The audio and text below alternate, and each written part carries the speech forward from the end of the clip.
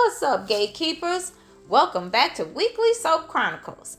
I'm your girl Phyl, and today I'm diving into the drama, the heartbreak, and the oh-so-juicy twists from Beyond the Gates episode 136. But first, I need you to like this video, subscribe to the channel, and hit that notification bell so you never miss a recap with a little bit of flair. Let's get into it. First up, we've got Jacob and Naomi running into Detective Marcel at Orphy Jean's. Marcel was in rare form, teasing them like a cat with a cornered mouse. He's all smug about finally getting a decent partner, and Law and Order Jacob couldn't resist poking fun at him for working with Joey. Does your new partner know about your boss?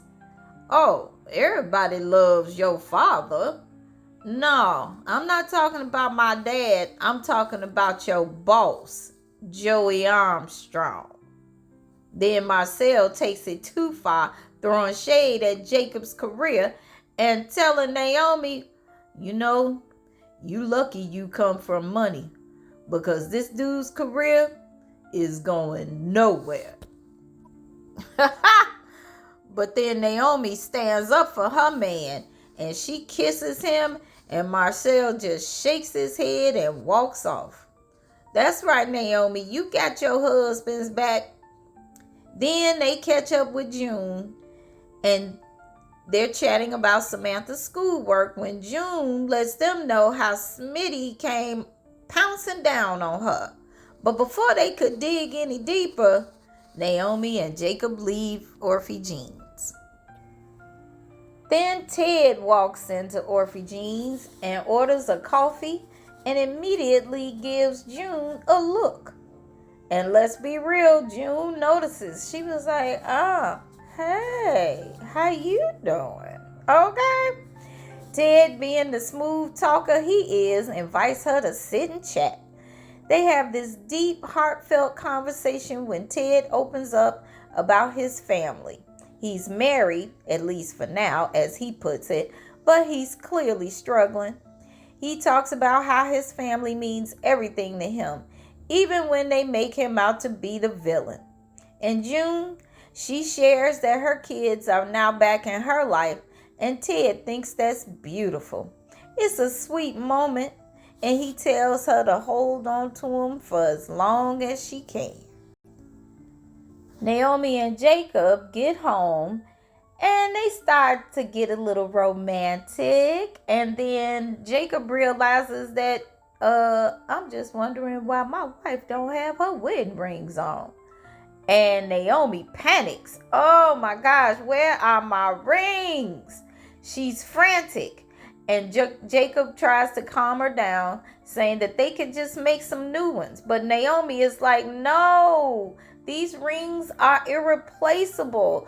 You took time to design them, and they symbolize so much. What does that mean if we have to replace them? What does that say about us? Jacob assures her that they are just rings, and the love that he has for her is not going to change, and that eventually they will find them. Back at Orphy Jean's, June finds some rings in the bathroom, and Ted gets all philosophical about his own wedding ring. He talks about how he put it on with so much hope and optimism, and now, well, let's just say it's complicated. He tells June to take care of herself, find the people that owns those rings, and walks out, leaving her to realize, oh, I know who these rings belong to. And for Naomi and Jacob, just when it seems like all hope is lost, June calls and saves the day. Naomi apologizes to Jacob for being so careless, but he reassures her again that only their love matters. And then, in true soap opera fashion, he pulls out a pair of furry pink handcuffs. And, well, you can guess the rest. All right now, Jacob and Naomi. Meanwhile, over at Ashley's place, she and Derek are cleaning up after a party and having a sweet little moment. Derek admires how she's held everything together, and Ashley opens up about wanting to build a future with him. But things get a little awkward. Derek accidentally drops the ring. Ashley runs out to take the garbage out for a neighbor, but when she gets back in, she notices that he's panting, and then she sees the ring on the floor. He confesses that he kept it, hoping she'd change her mind one day. And then, in the most romantic moment of the episode, he slips it on her finger. They kiss, they cuddle, and then she slows down a little bit because she doesn't want to move too fast in his position. He agrees, so they just lay on the couch and cuddle. Aw, isn't that so sweet for the Drabs? Meanwhile, Doug is at the casino. And let's just say it is not his night. After losing all his money, he decides to gamble the anniversary watch Vanessa gave him. The anniversary watch for their 10th anniversary, engraved by her and all. And of course, he loses that too.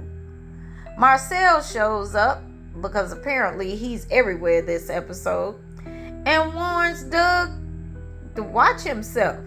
But Doug, he's too far gone, blaming the cold tables and drowning his sorrows in drinks. Marcel, ever the enabler, tells him, you know what, luck can flip in a heartbeat. Any gambler knows that. Doug, walk away, Doug. But does he?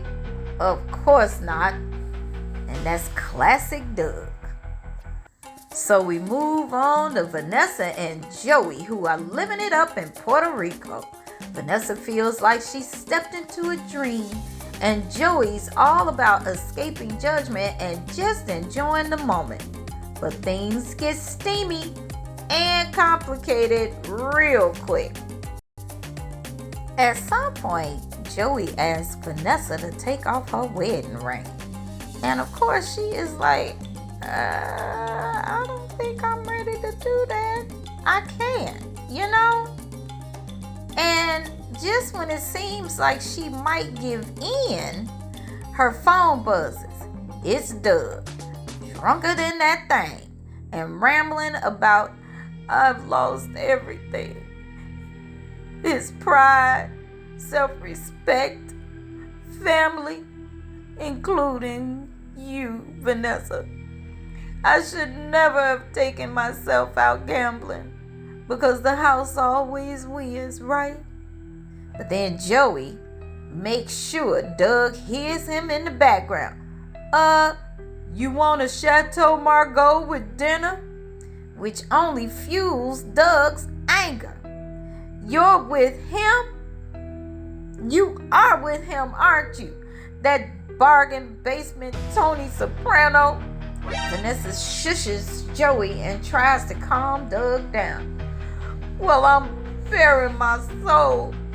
You're bearing your body to a man that only sees you as a plaything. Doug, please. You deserve each other. And hangs up. Vanessa, she's miserable.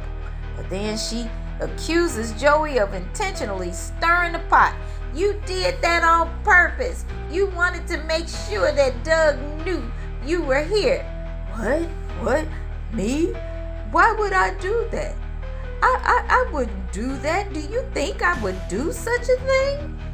I don't know what to think at this point. He heard your voice and then he just seemed so shattered.